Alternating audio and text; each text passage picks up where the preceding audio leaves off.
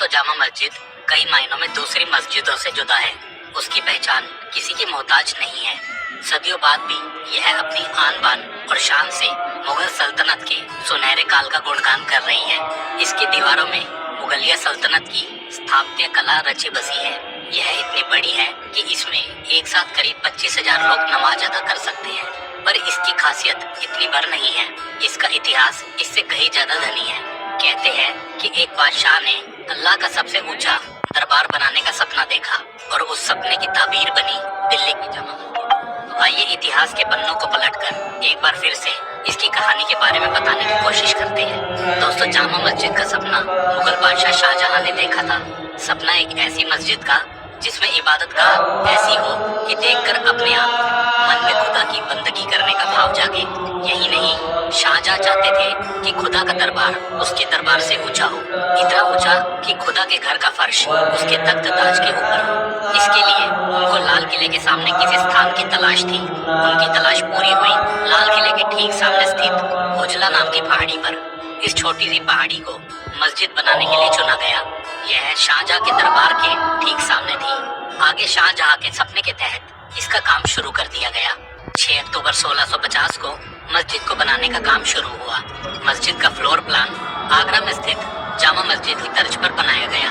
यह उससे काफी बड़ा था। 80 मीटर लंबी और 27 मीटर चौड़ी इस मस्जिद को 6 सालों तक 5,000 मजदूरों ने दिन रात तराशा। इसके एक एक पत्थर में जान डाली। इसके हर गुंबद को चमकाया। दोनों तरफ 41 मीटर ऊंची मीनारें तामीर की गई। इस मस्जिद में 3 गुंबद बनाए गए। इसके फर्श को काले और सफेद अलंकृत संगमरमर द्वारा बनाया गया ताकि यह देखने में मुस्लिमों की इबादत चटाई की तरह लगे। इसके अलावा मस्जिद के फर्श पर इबादत करने वालों के लिए चौड़े ब्लैक बॉर्डर भी बनाए गए। यहाँ इस तरह के कुल 899 बॉक्स बनाए गए।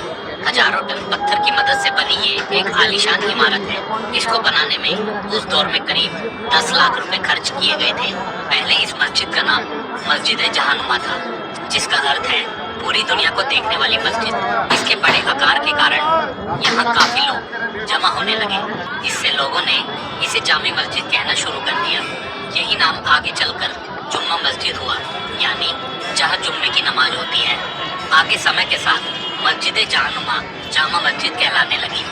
जिस दौर में इस मस्जिद का निर्माण हुआ, उस दौर में मुगल वास्तुकला अपने चरम पर थी। यह वही समय था जब इस्लामी वास्तुकला कई बेहतरीन इमारतों में देखने को मिली, क्योंकि शाहजहां ने एक सपना देखा था कि वह अपने शासनकाल में भारत को दुनिया का सबसे खूबसूरत शहर बनाएगा।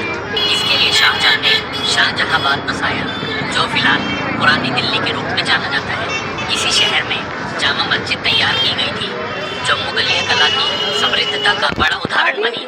मस्जिद की नक्काशी में हिंदू एवं जैन वास्तुकला की भी छाप छोड़ी गई। माना जाता है कि जामा मस्जिद शाहजहां की आखिरी अतिरिक्त खर्चीली वास्तुशिल्प थी। इतना ही नहीं, मुगल शासक शाहजहां का यह अंतिम आर्किटेक्चरल काम था। इसके बाद उन्होंने किसी कलात्मक इमारत का निर्माण नहीं करवाया। मस्जिद